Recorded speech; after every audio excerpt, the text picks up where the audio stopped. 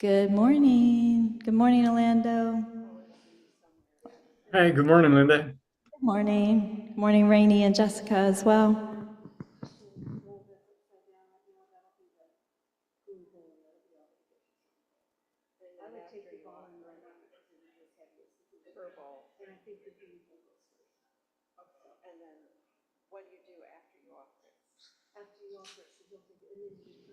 Hi, Jessica.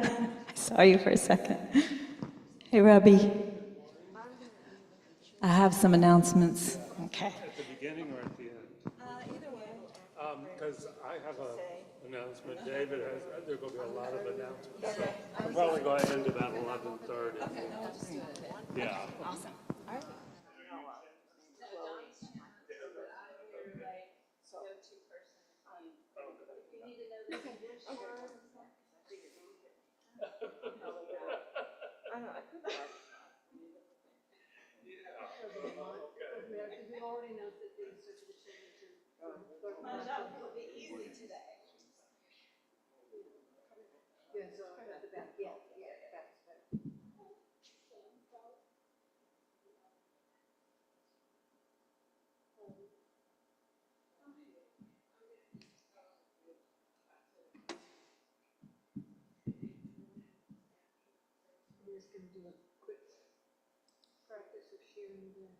Thank you. You know what I need.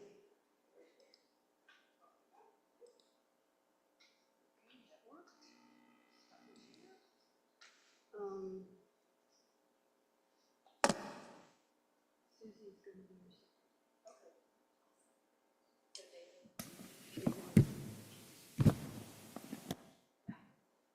your necklace, yeah.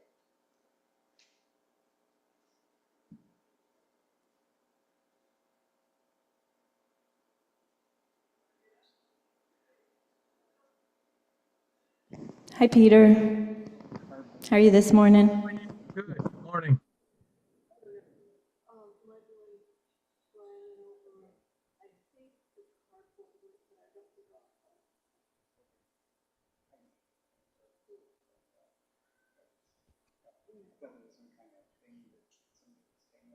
the carpool works, but I don't think I'll. I think Brian's service is good. Yeah, I don't know, it'd be nice to get out of here if we get one. At least take some of it for help. We had, we couldn't, we could have everything.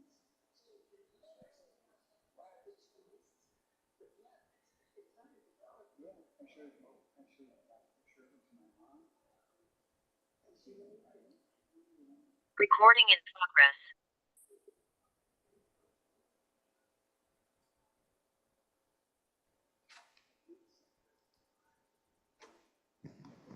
Okay, everyone. Robbie has arrived. If you're out in the Gampa, come on in.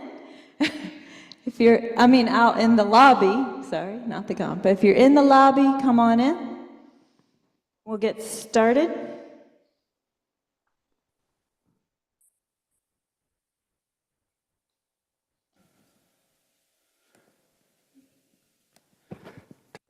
Okay.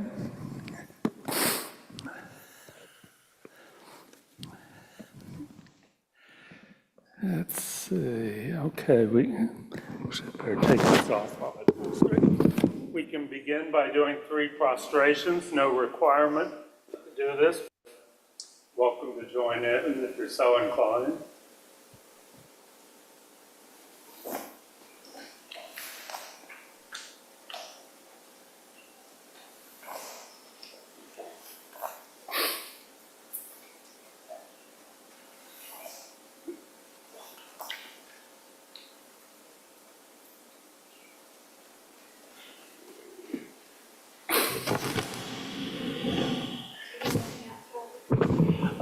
Clock. Is that little clock? Oh, here it is.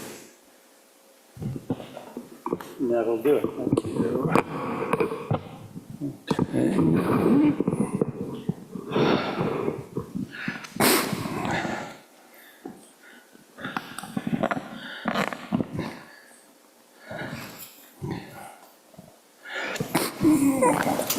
Okay.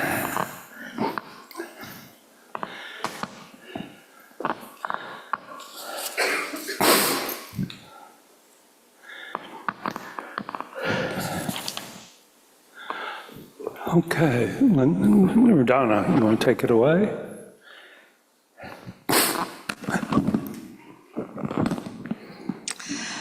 Okay, we will begin with the Shakyamuni Buddha mantra on page 34. Tayata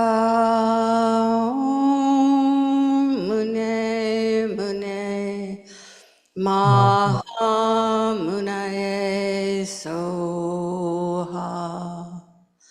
Tayata mune mune maha munaye soha.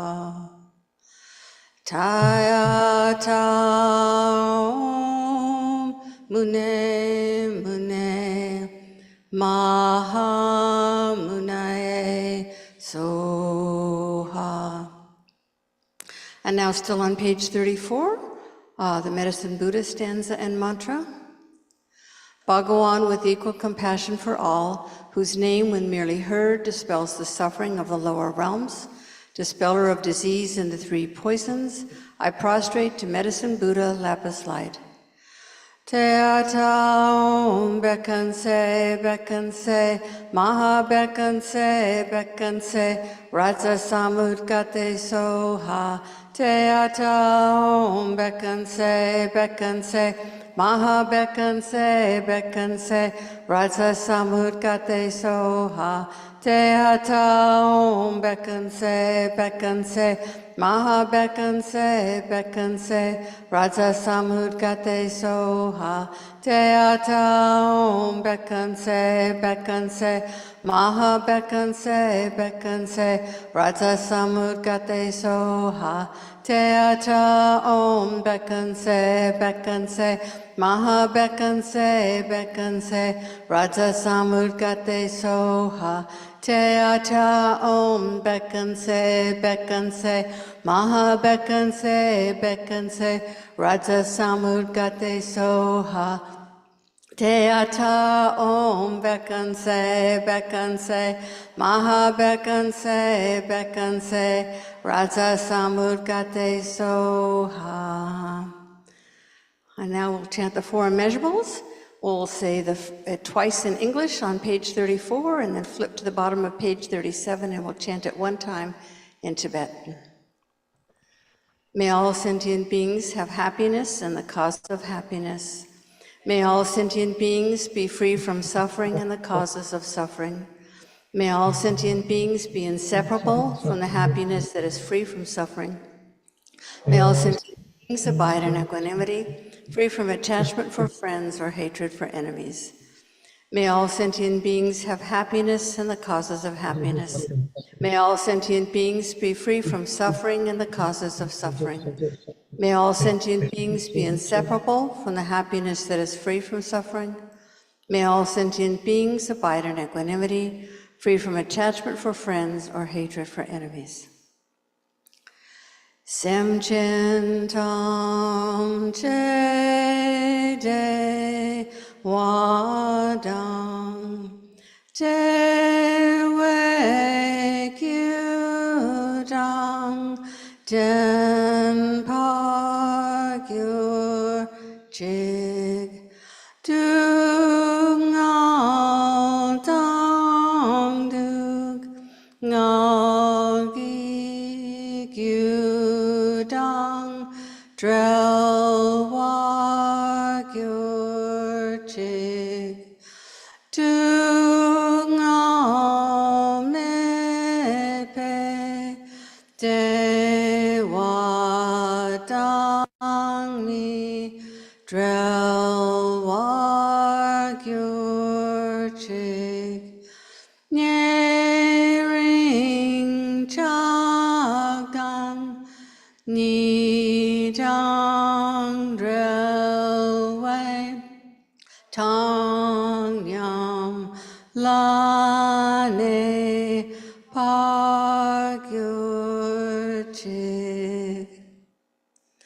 And now, still on page 37, we'll do the Chenrezig verse of praise and mantra, followed by the Green Tara verse of praise and mantra.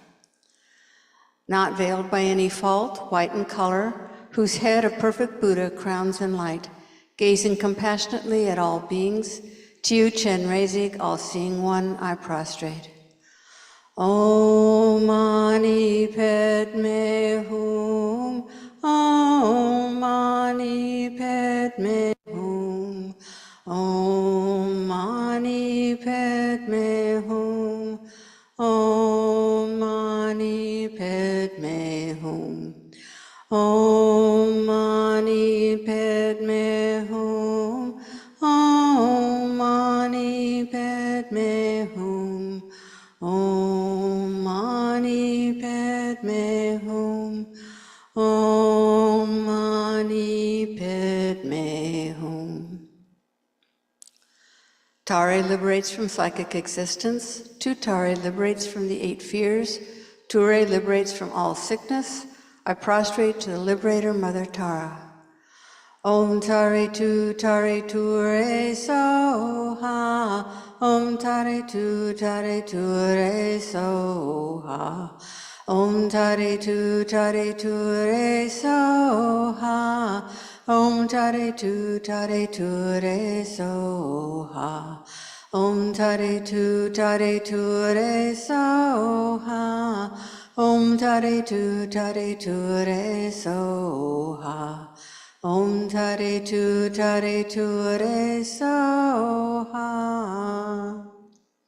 And now the refuge and bodhicitta prayer. I go for refuge until I am enlightened to the Buddha, the Dharma, and the Supreme Assembly. By the merits I create through listening to the Dharma, may I become a Buddha to benefit all sentient beings. I go for refuge until I am enlightened to the Buddha, the Dharma, and the Supreme Assembly. By the merits I create through listening to the Dharma, may I become a Buddha to benefit all sentient beings. I go for refuge until I am enlightened to the Buddha, the Dharma, and the Supreme Assembly. By the merits I create through listening to the Dharma, may I become a Buddha to benefit all sentient beings. And now if there are any children here for the children's program, you can go ahead and leave the Kadampa and go to your classrooms. Thank you.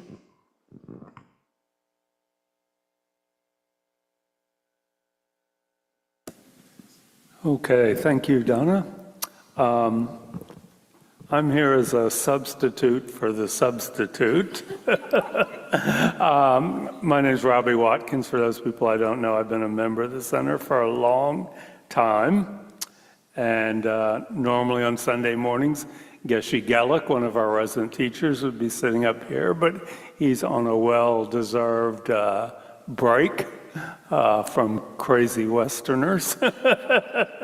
And so during his absence, Venerable Tendrin, who's a long-term member of the center, is teaching on Sunday mornings, but she's a little bit under the weather this week, so I got a message from Linda asking or offering me the great good karma to sit up here this morning.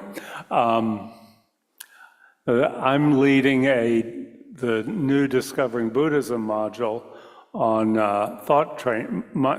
mind training, thought transformation that starts tomorrow night.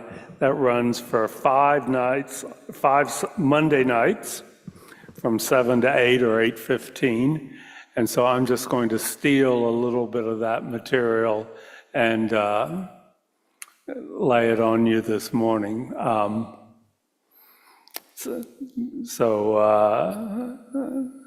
Thank you very much for being here. Let's see, do we have anyone who's here for the very first time today? Great, a couple people, welcome.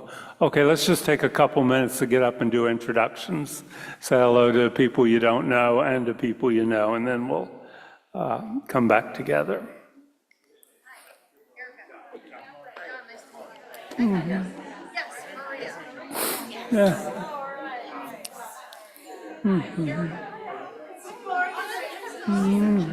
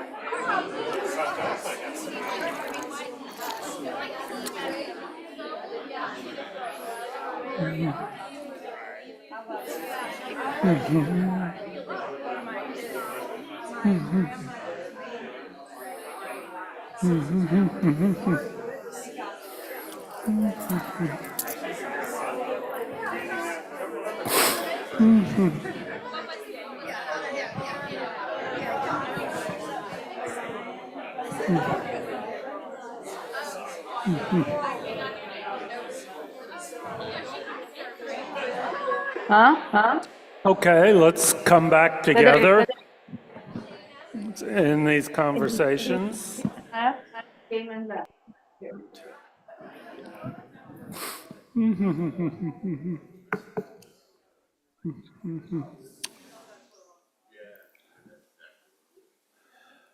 Okay, so let's just do a couple minutes of meditation so our minds are more focused and setting our motivation for the discussion that's to follow. Begin by checking your posture. I'm not going to go into all the details this morning, but sit a little bit straighter than you normally do, whether you're on a cushion on the floor or sitting in a chair. Just back a little bit straighter, eyes lightly closed, shoulders relaxed, legs in a position that you find comfortable. You need help with? Okay. And begin by taking 3 deep breaths from the abdomen so that your stomach expands on the in-breath.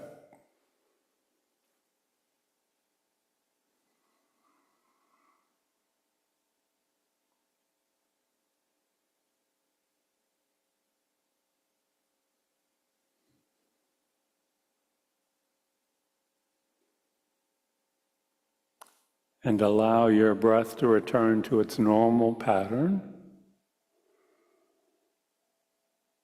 And again, we'll set our motivation as we did during the opening prayers. Think as much as possible that everything we're doing together this morning is done with the bodhicitta motivation, the wish to become enlightened so that we can be of benefit to others. Maybe not a natural way to think, but just reflect on that.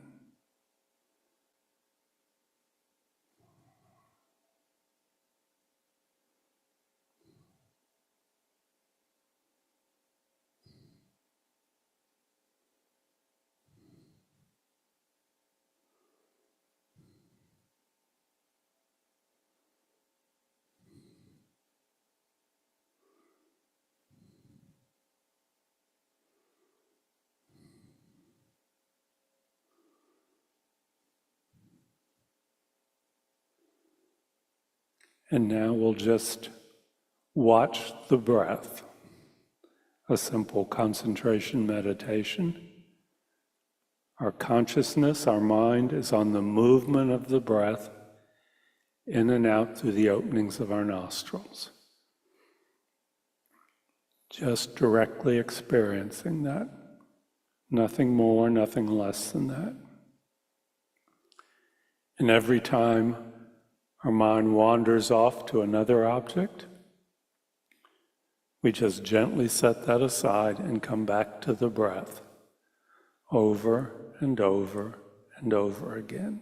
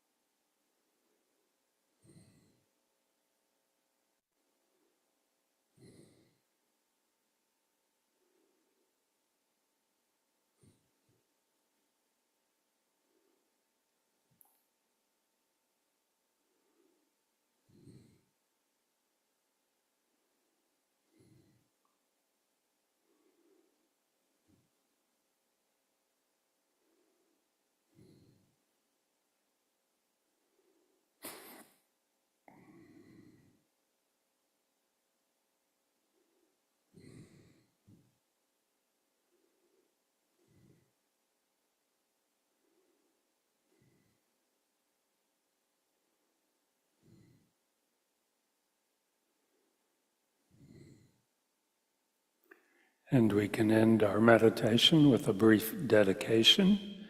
Acknowledge that we've done something positive that's made a positive imprint on our mind stream. And we think, may that positive energy not be lost or dissipated, but may it ripen in the future in a way that benefits all beings. And you can relax your concentration.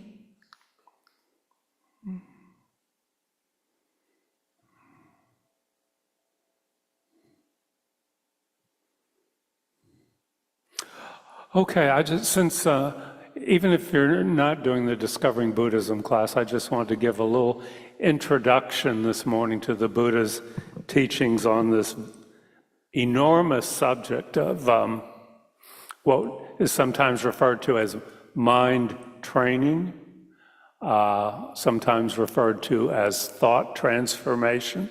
It's a whole large group of teachings. The Tibetan name for these teachings is Lojong. Sometimes when you hear these terms, you don't know if they're Tibetan or if they're Sanskrit. The Tibetan ones are usually quite short, harsh syllables. Lojong. Does anybody know what those words mean, either of them? It's two words, Lo and Jong. Yes, yeah, mind and low is typically translated as mind, okay? But it's also has a sense of mental attitude, the way we approach our life and its experiences. So the word low is mental phenomena, our mind and how it's working. And Zhong is typically translated as training, but it also has the meaning of cleansing.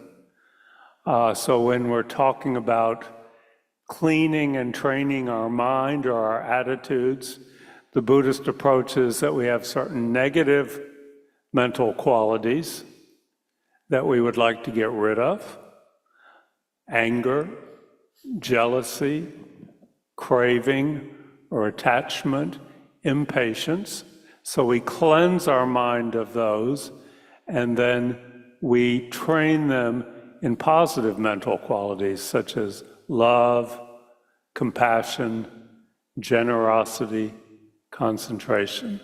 So the mind, this whole topic has two aspects: getting rid of the negative qualities and replacing them with positive qualities. Or as they said in the song, eliminate the negative, accentuate the, is that what Jill's nodding? She's a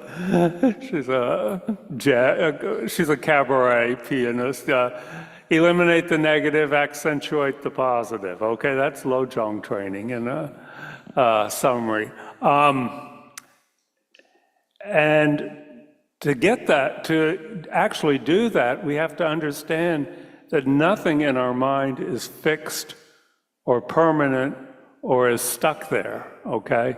We tend to relate to it as that this is the way I am and I can kind of cope with it and maybe fluff it a little bit around the edges. But the Buddha said, actually, you can completely eliminate these negative qualities so that those negative thoughts never even arise. It's not that you have to deal with them once they're there, but you can get to a point where they never even arise. And similarly, you can cultivate these positive qualities so they are essentially the constant state of your mind stream, okay? That your mind is nothing but love, compassion, wisdom, seeing reality accurately. The Buddha is saying that's a possibility. Most of us don't relate to our minds in that way. We think we're kind of stuck with what we've got, and we've got kind of do the best with what we have. And the Buddha said, actually, there's much more that's possible than that. So when we approach these teachings on thought transformation, there's certain preliminary things that it's good to have studied. One is the preciousness of this human life, that we have a unique opportunity by being humans with a mind and a body that functions fairly well, that death is inevitable, that this will not last forever. Okay, we need to take advantage of it. And then some understanding of karma, the law of cause and effect. Okay, that there are negative qualities in our mind stream, not just randomly or because God put them there or whatever, but we created the causes for them in the past. And if we want to develop these good qualities in the future, we have to create the causes for that.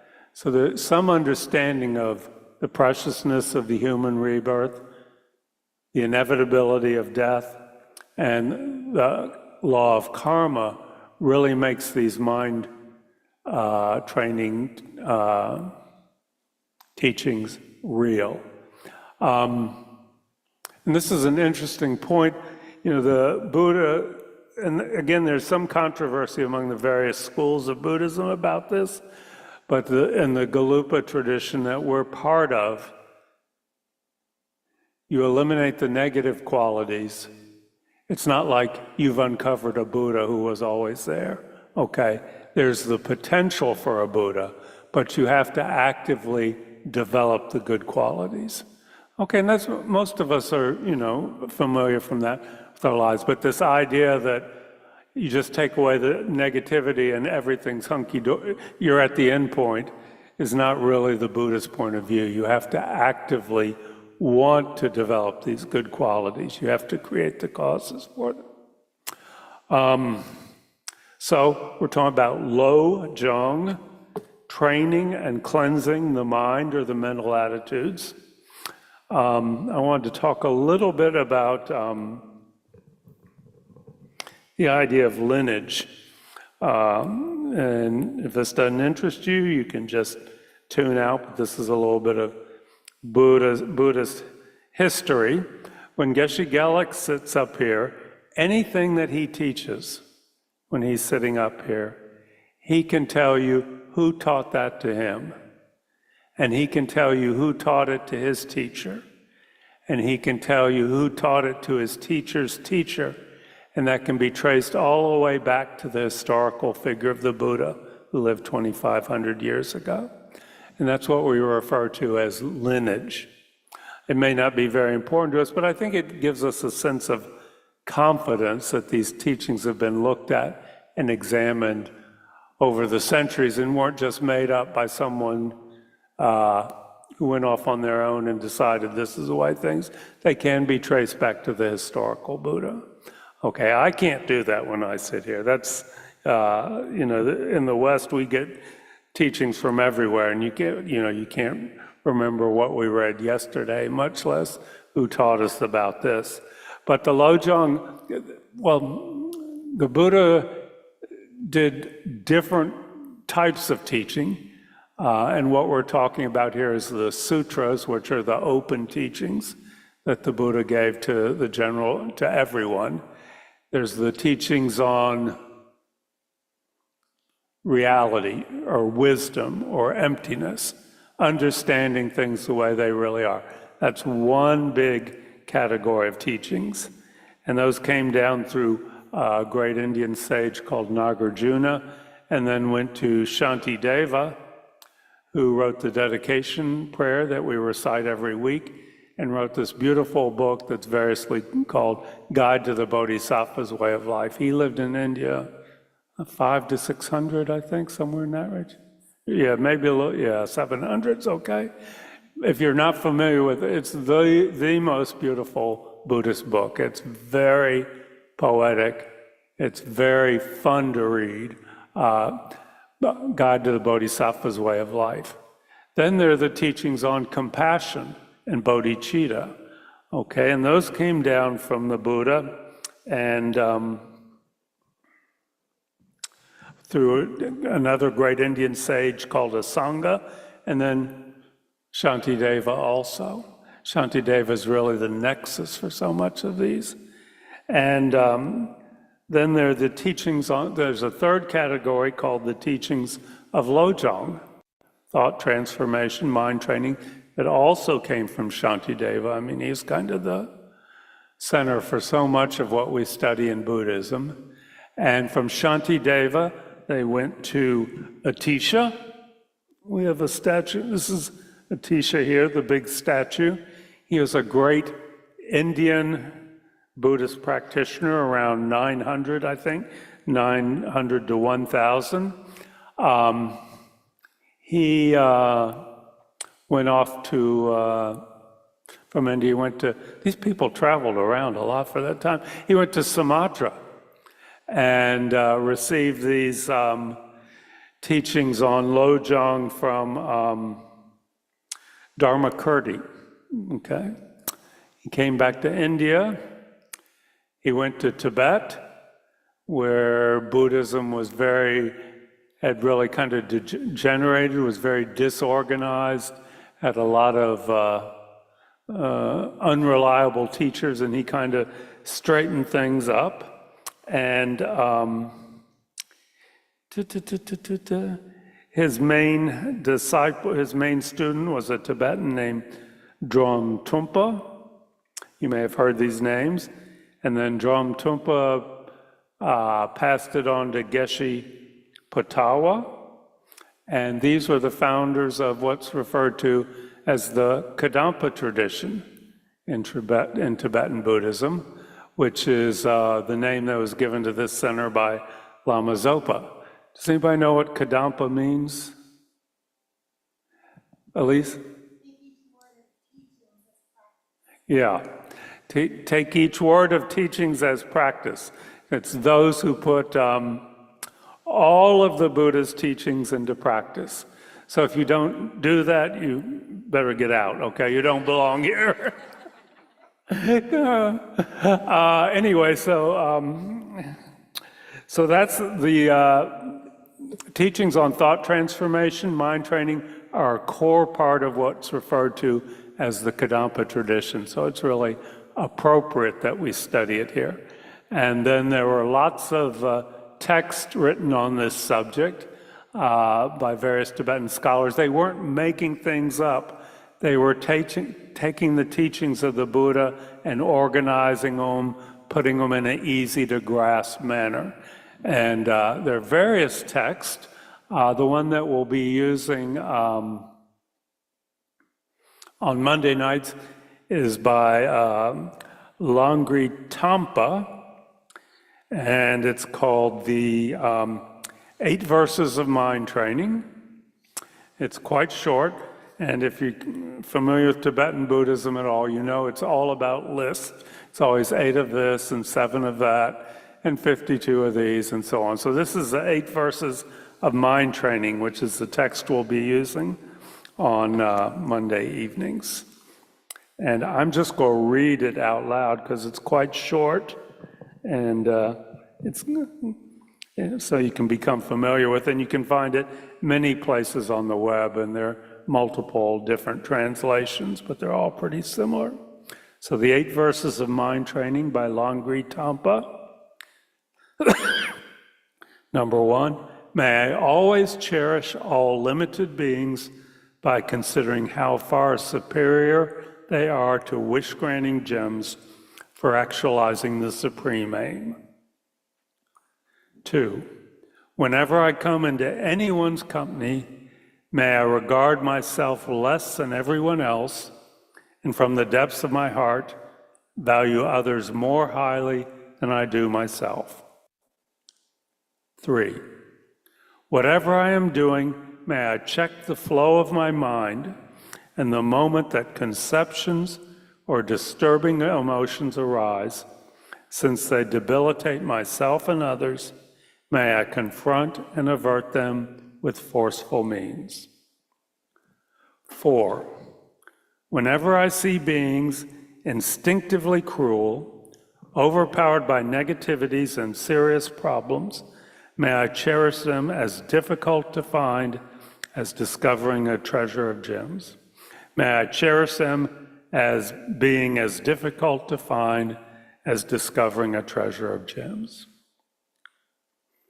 5, when others, out of envy, treat me wrongly with scolding, insults, and more, may I accept the loss upon myself and offer the victory to others. 6, even if someone whom I have helped and from whom I harbor great expectations were to harm me completely wrongly, may I view him or her as a hallowed teacher. 7, in short, may I offer to all my mothers, both actually and indirectly, whatever will benefit and bring them joy, and may I hiddenly accept on myself all my mother's troubles and woes. And 8, through a mind untarnished by stains of conceptions concerning 8 passing things, throughout all of this, and that knows all phenomena as an illusion, may I break free from my bondage without any clinging. Are these in the prayer book? I can't, yeah. Let's see, I don't think so. Yeah, anyway, you can find them on the web. There are many of them. So each, quite short, but each one contains a universe. Are they in? 161, okay, great. Page 161 in the Gold Prayer Book. I can never remember what's in here and what's not. Okay. Yeah, great. Okay, so this is another translation, but same thing. So each one's quite short. It's not a long text. Just listening to it, I'm saying each one of them sounds pretty much impossible to actually think this way. And but the Buddha said it is possible, and I think we have to be very clear. We're not talking about the power of positive thinking, where we're miserable and depressed, and we say to the world, "Everything's wonderful." It's not. It may seem like that initially, but it's not that kind of superficial response to things. It starts with being brutally honest with ourselves about the reality of our present situation, and also being brutally honest about the way our mind works, about how these negative qualities of mind, the anger and the greed, seem to arise spontaneously, and being able to see that and beginning to train our mind in a different way of thinking. And it can seem very awkward and forced initially, but it is possible according to the Buddha.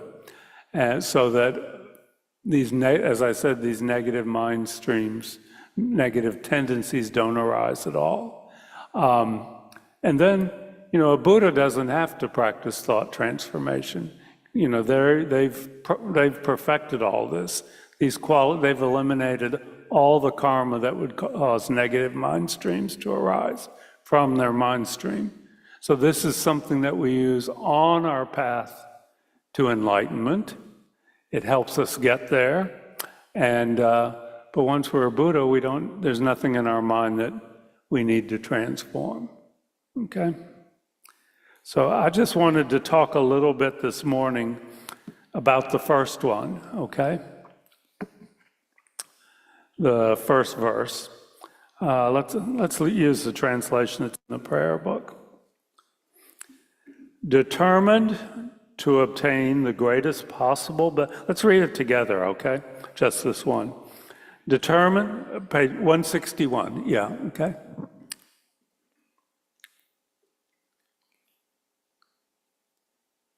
Everybody got it? Okay. Determined to obtain the greatest possible benefit from all sentient beings who are more precious than a wish-fulfilling jewel, I shall hold them most dear at all times. Okay. So there's some verbiage in there that I think it's good to clear up. A wish-fulfilling jewel is like Aladdin's lamp. It's a mythical thing that the Tibetans talk about a lot. It's a jewel that can fulfill any wish that you have, okay? So he's saying, sentient beings are more precious than a wish-fulfilling jewel. Okay, what's a sentient being? Anybody want to take a stab at that? A mind possessor, okay, it's a being that has consciousness. And another implication another way to translate sentient that I came across is limited. A limited being in that they are limited in their ability to help others. They may want to, but they don't have the wisdom and the compassion to do so. And I think we all have that experience of we want to help someone, but we have no idea or no ability to help them, okay? That's a sentient being as opposed to a Buddha who has no limits, okay? So, determined to obtain the greatest possible benefit from all living beings who are more precious than a wish-fulfilling jewel, I shall hold them most dear at all times. Okay. Another important word here is all sentient beings. He doesn't say sentient beings that I like, or sentient beings that are nice to me. He didn't even say sentient beings that I know. Okay, he said all with no qualification. Okay, so all sentient beings are more valuable to me than a wish-fulfilling jewel. I need to realize that and hold them dear. Anybody want to take a stab at explaining that? If you want to talk or make a comment, please use the mic, so people at home can hear. What does that mean to see all sentient beings as more valuable than a wish-fulfilling jewel?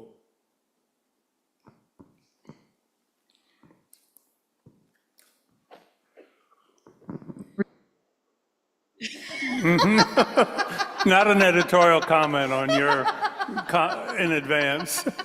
Turn it off when she talks, yeah. The only way that we're able to eliminate those negative obscurations and do good works and generate good karma is through interactions with other sentient beings, by allowing their anger or negativity to allow us to practice patience and generosity, and by allowing us to care for and take care of and love them so that we can generate good karma as well. Okay, yeah, good, thank you. Yeah, Andre. I think, like our to-go mode is pretty much thinking about ourselves and cherishing ourselves, rather than thinking this way, I'm going to cherish someone else. So I think, so I think that's what he's saying, right? Is that we have to learn how to let go of this self that we think we're certain is permanent, certain that exists. We have to learn how to let go of this self and begin to see the intrinsic value, beauty, good qualities of others. I think that's what. Okay, great.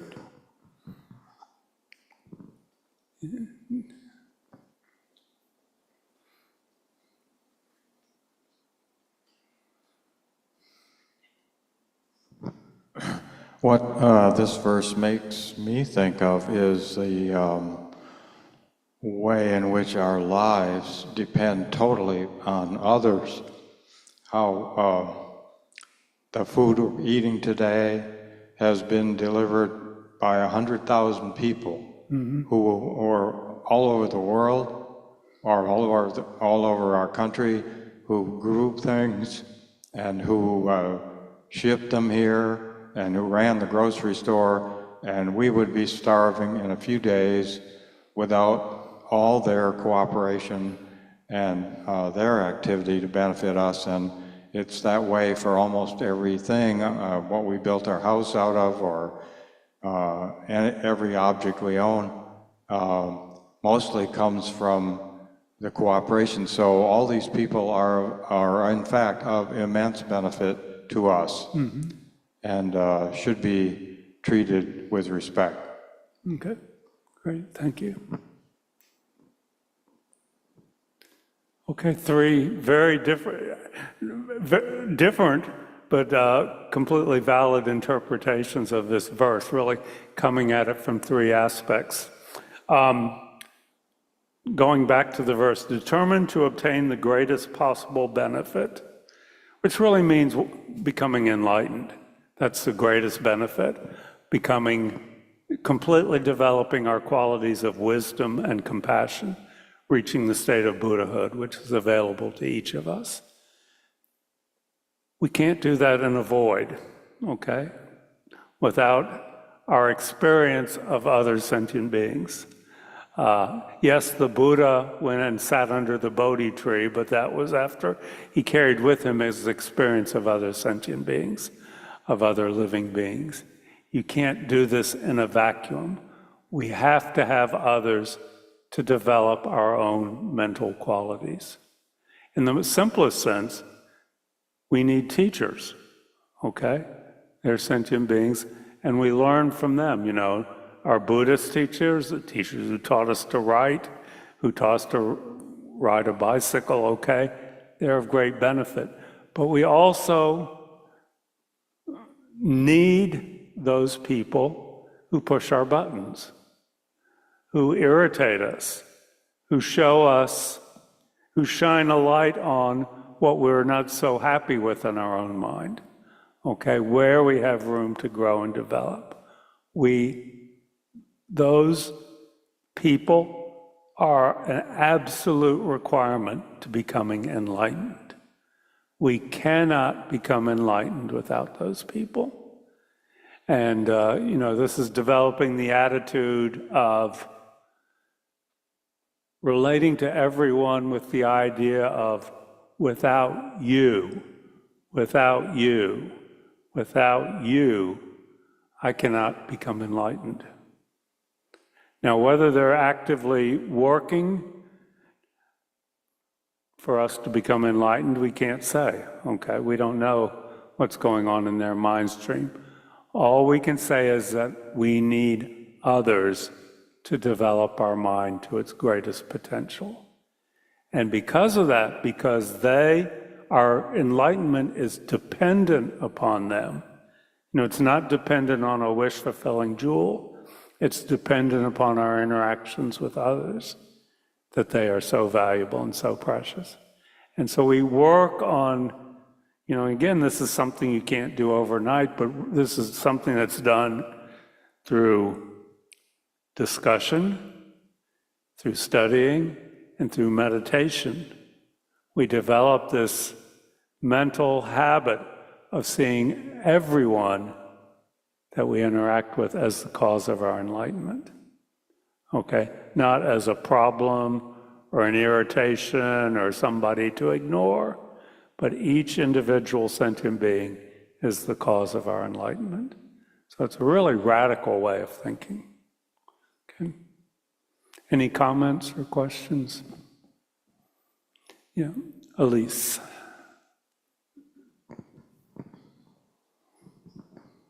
I think it's really important to remember that sentient beings doesn't mean just other people. Mm-hmm. It also includes all the animal kingdom, even to the insects. The all cockroaches. Of them, yeah, cockroaches, ants in your butter, you know, they all have a lesson for us, and they all help us to have a more patient mind, develop kindness and compassion. So. Yeah, thank you. Anyone else? Yeah, Andre? When I'm thinking about this, I always try to make this connection, and I tell the guys that I teach in prison and stuff like that, that I know something, and what I know is that in a past life, we've been together before. Mm-hmm. I know that in a past life, you have been kind to me. Mm-hmm. In a past life, you have helped me when I was struggling, when I was trying to understand. You may have even been my teacher in a past life. And so I tell them I feel indebted to you. I feel it's an honor for me to be able to come here, to be able to return the kindness that was shown to me. Mm-hmm. And so in this way, I'm actually always able to cherish them and to think about no matter what they've done, and they've committed crimes, and the word I hate the most that they use in prison is offender, because I think who hasn't offended, right? We're all offenders, right? That's the way of separating. And so I feel like this enables me to just cut through all of that crap, you know, just realize, no, you and I are the same. You've been kind to me. I have an opportunity now to return that kindness, and I thank them so much for giving me that chance. And that's how I connect all this together. Okay, thank you. Anyone else?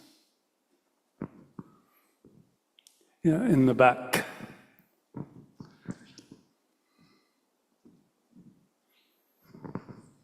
Hey, I'm not even sure how to ask this question, but if everyone that's harmed us is also the cause for our enlightenment. Robbie, I'm not sure how to ask this. Is it possible that they are also Buddhas in their own way? Oh, no, that's a very good question, yeah.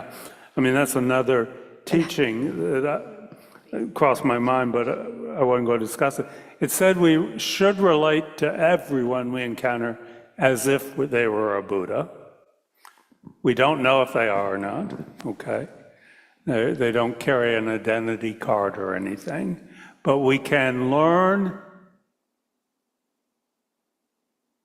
We can learn as much from any sentient being that we encounter as from the Buddha himself, okay? So it said that we should have, some of them may be Buddhas who are manifesting in that way, because that's what we need, but we should have the attitude that everyone is a Buddha. So then that's such a big one for me right now. And I was actually having a discussion with this last night with my friend.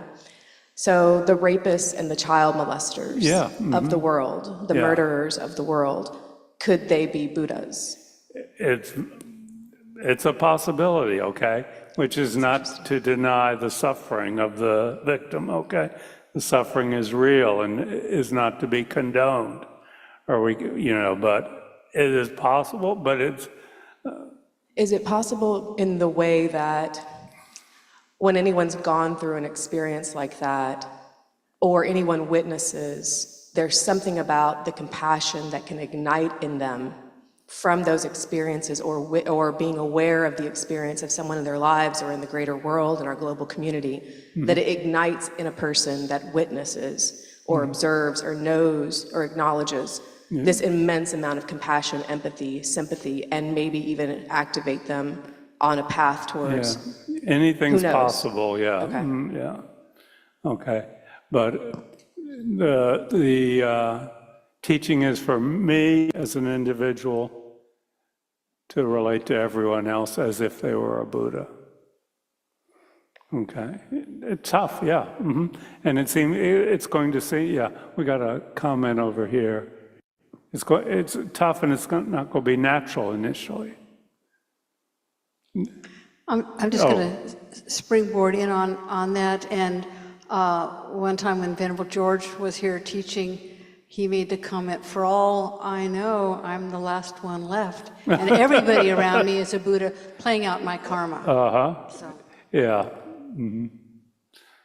Okay. Okay, so let's just do a few minutes of meditation on this one verse. Okay. We can establish our posture. Just a little bit of breathing, mind on the breath.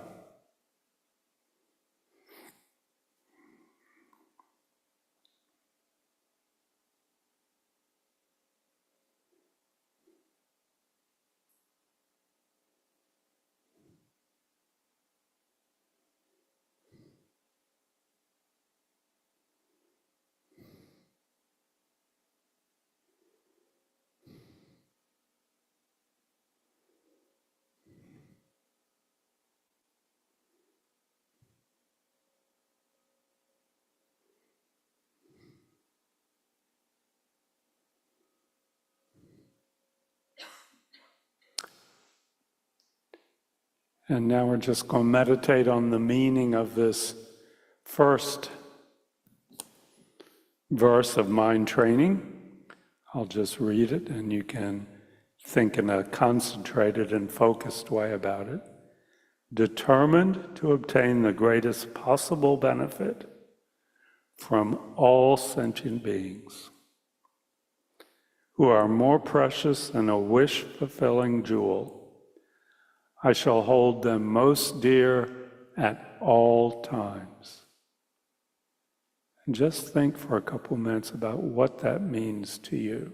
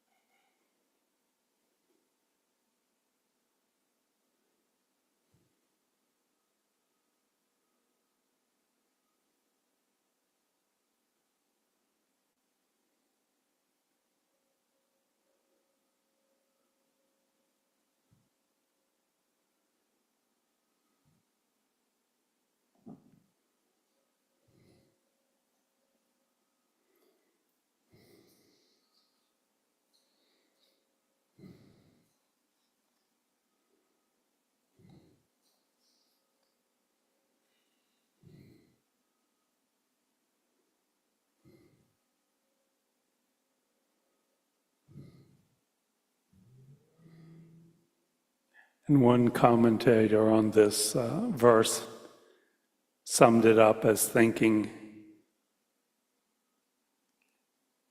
as everyone we come in contact with, we can just think of the other people in this room, we approach them with the attitude, depending on you, I can achieve enlightenment.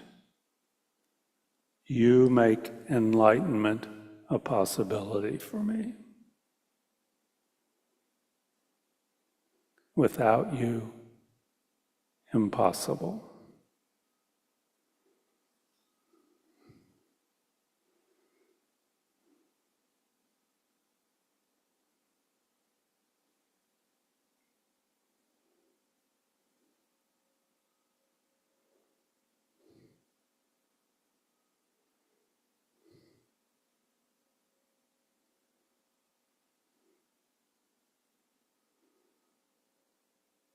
And we can relax our concentration. Okay, I'd like to go ahead and do the dedication verses now, because I know Linda had some things she wanted to talk about, and there's some other exciting stuff going on that we're going to talk about for a couple minutes. So if you're ready, Donna, take it away. Okay, this is on page 246 in the Gold Prayer Book. May all beings everywhere, plagued by sufferings of body and mind, obtain a notion of happiness and joy by virtue of my merits. May no living creature suffer, commit evil, or ever fall ill. May no one be afraid or belittled with a mind weighed down by depression. May the blind see forms and the deaf hear sounds.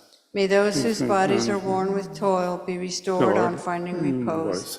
May the naked find clothing, the hungry find food. May the thirsty find water and delicious drinks. May the poor find wealth, those weak with sorrow find joy. May the forlorn find hope, constant happiness and prosperity. May there be timely rains and bountiful harvests. May all medicines be effective and wholesome prayers bear fruit. May all who are sick and ill quickly be freed from their ailments. Whatever diseases there are in the world, may these never occur again. May the frightened cease to be afraid, and those bound be freed. May the powerless find power, and may people think of benefiting each other. For as long as space remains, as long as sentient beings remain, until then may I too remain to dispel the miseries of the world. And now on page 244, we have the long life prayer for His Holiness the Dalai Lama. In the land encircled by snow mountains, you are the source of all happiness and good. All-powerful Chenrezig Tenzin Gyatso, please remain until samsara ends.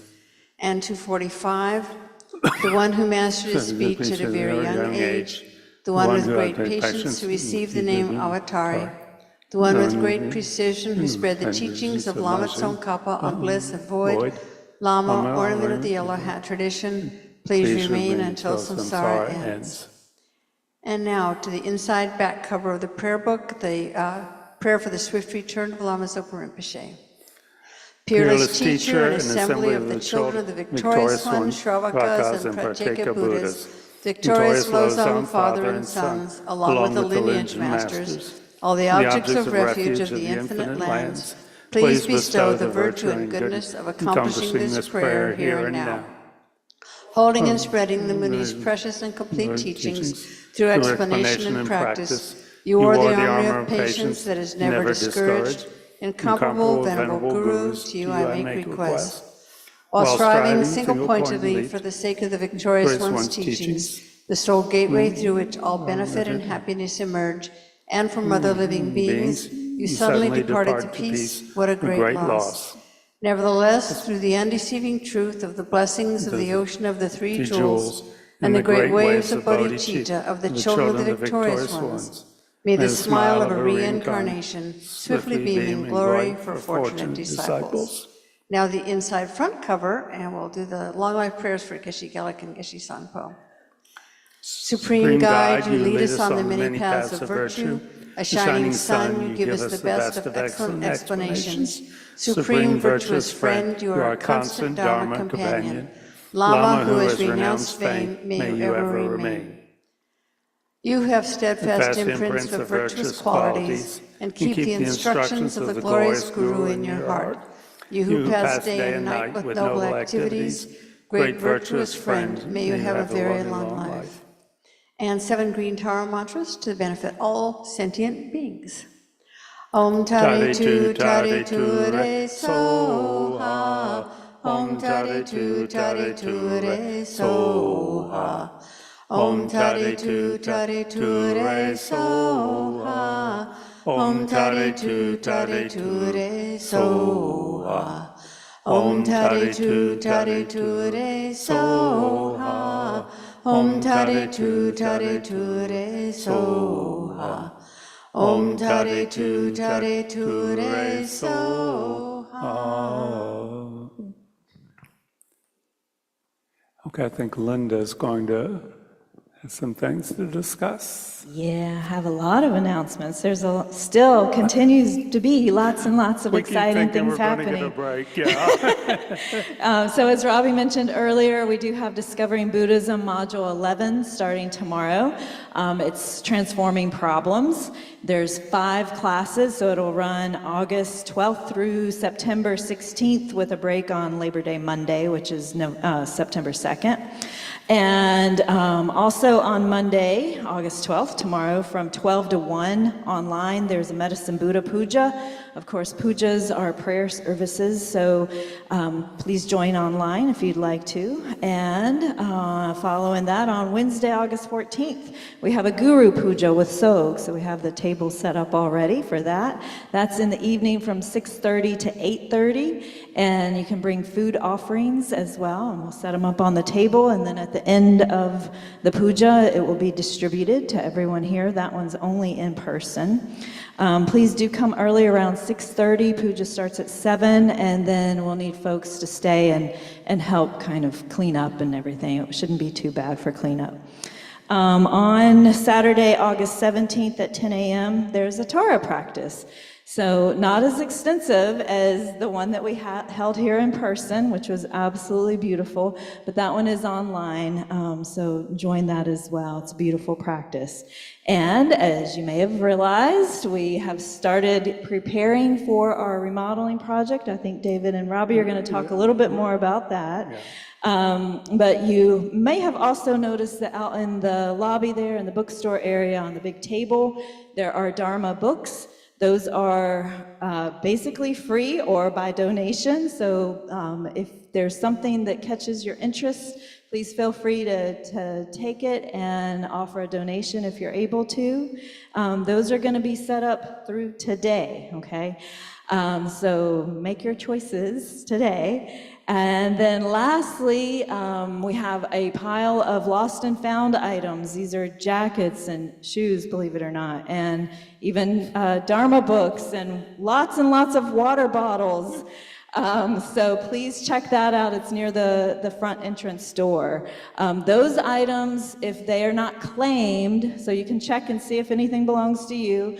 If things aren't claimed by next Sunday, the 18th, we're gonna donate them to Goodwill. So take a look at that if you're missing something like water bottles or shoes. All right, now I'll turn it over to Robbie or David. Any other announcements? Elise, you have anything to announce? Elise is saying sand mandalas in September, so keep your eye out on the calendar for that. The first one will be the second week, not really week, but thank you, 11th, 12th, and 13th of September at Elon College, and then 25, 26, 27 of September right here at Meredith. So, and those are open, not just to the colleges, but to everyone. So they're wonderful. We've had some here at the Kadampa Center, so here's another opportunity to attend the creation of a sand mandala. Geshe Sangpo will be doing that. Yeah. Anything else before I give it to Robbie and David? Okay. Okay, thank you. Yeah, I'll just use this. Yeah, people may have noticed some changes when they came in today. The board of directors has officially voted to move forward with our renovation and remodeling project. This is the first major investment we've made in our physical facility since we've been here for the past 20 years. We own this building and the land outright. We don't have any debt. So the board felt that this was an appropriate investment in maintaining our facility and making it more functional for all groups of people. So this will include a kitchen renovation, office renovation, improving plumbing and electricity. We have the new lights in here. It's a whole lot of things that some should have been done a long time ago, some that will make things nicer and more usable for our members and our community in general. Things happened much quicker than we thought they would. We got our permits from the city done much more efficiently than we expected. We are reviewing the contract from our contractor, and that'll be signed in the near future. And David's going to be talking about some of the details. To keep the price to a minimum, all the demolition and the painting is done by center volunteers, and there'll be many opportunities to volunteer over the next several months. The estimated cost, and I think this has really been whittled down, is $155,000, which sounds like a lot, but again, when you put it in the context of 20 years of nonstop usage, it's quite a small amount for the use we've gotten from this facility that we own. $50,000 of that will come from our reserve funds that the board keeps. That'll leave 9 to 12 months of total expenses in our reserve. We keep that for rainy day funds. We already have pledges behind the scenes of somewhere around $30,000, maybe even more. So we'll be doing a fundraising campaign over the next several weeks, and you'll be hearing more about that after we sign the contract. And if you have any questions, you can speak to me about that. So I'm going to turn things over to David Strevel, who is the project manager. Thank you, Robbie. Yes, I would just like to mention the names of some of the volunteers. As you may have noticed, we have all new light fixtures in the whole building, and that's part of the renovation. When Mr. Nix, one of our members, heard we wanted to do that, he said, well, I'll deliver them, I'll give them to you. And so we accepted a whole huge pallet load of light fixtures, and there were volunteers, Brian Wright, who's right there, our new facility manager, and Chris Baranski back at the console there, our co-facility manager. Now it's wonderful, we have official, empowered people doing the volunteer work. Mark Jones and Orlando Miranda and myself installed all those. It took about 100 hours of work to get out all those old ones and put in all the new ones. Then the rest of our remodeling project, you may have noticed that now the kitchen space is empty. We have taken out everything except the water pump. All the cabinets are gone, the sink is gone, and most of it was in such poor condition, it just had to be hauled to the landfill. Some is going to Habitat for Humanity. The old office is empty. We've reorganized, given away, and so on to clear that up, because that's going to be our serving kitchen. So what we've called the kitchen for years will be the cooking kitchen. We'll actually have a stove. See, now part of the expense of this project is buying stuff like a stove, which we have never owned, a hot water heater, which we have never owned, and so on, and all new cabinets, a lot of all new cabinets in the kitchen. then in the, what has been called the office, that's going to be the serving kitchen, where we'll have a big window cut out to the hallway there near the back door.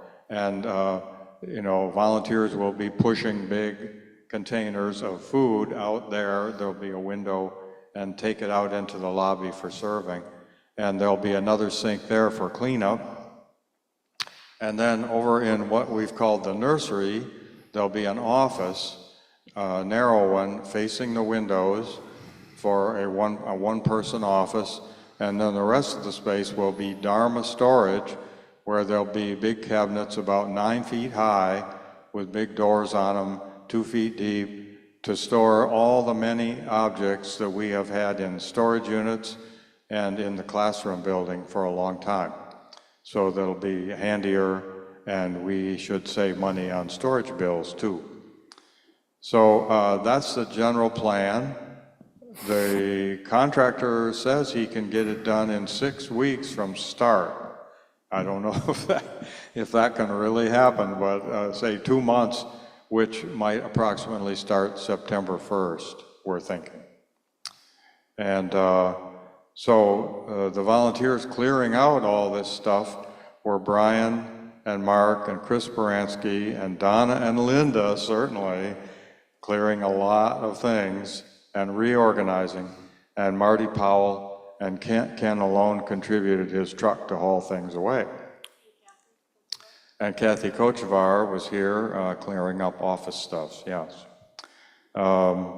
So that's the news. Robbie's already mentioned the cost and the fundraising campaign. We've had a few major donors we've been talking to, and we have some pledges, but well, the general campaign will start soon.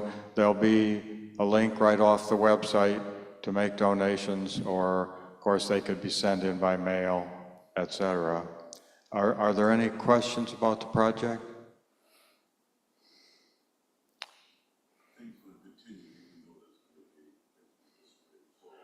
Yes, well, here, nothing here in the Kadampa will really change. The building will be usable. The contractor will probably put up a plastic sheet wall to keep the dust and dirt over there in the construction zone. And yeah, we're expecting to continue on with all the teachings and everything we do now. And we hope we can do the potlucks outside, yeah, if the weather's good, so, yeah. So, but 6 weeks, only one potluck, hopefully, yeah. Yeah, since we don't have, I see already there's the water bottles on the altar there. We've made a change there because we have no sink anymore, and we still do have water in the restrooms. Cold water. Yes, it's cold water only, but that still works. Yeah, you know, there's minor disruptions like that, but I think we'll cope with it all and just carry on. Yeah. Yes, we are going to put several electrical outlets all down that wall, which has never had any power.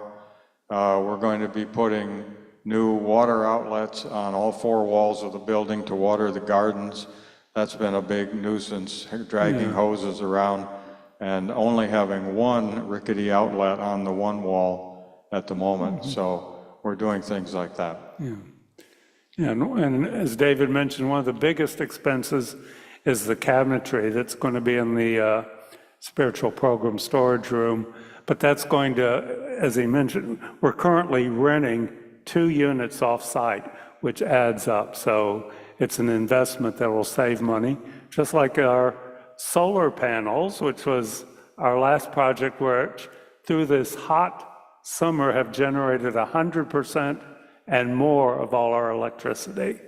You know, there's some money up front, but it's been a huge benefit to the center. That's right. We had a few generous donors, and then Duke Power kicked in with a subsidy deal that they had that's expired now.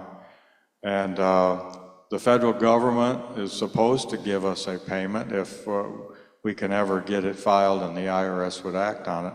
But anyway, we haven't paid for a kilowatt of electricity now for about 16 months since our system began working, because every month we generate enough to power our whole center. And in terms of generosity, we're giving away a little because we're actually generating a little more than we need. And for better or worse, it goes out to the Duke Power grid. They get to bill other customers for what we generate. But that's the way it goes. We're earning merit. Yeah, we're earning merit. And paying nothing for kilowatts. And of course, the amount of coal and natural gas being consumed has been cut back. I think that's it. Okay, great. Thank you, David. And thank you all the volunteers, and there'll be plenty more opportunities to volunteer, and all financial donations are tax deductible to the full extent allowed by law. Okay, anything else? Okay, thank you, everyone. Thank you.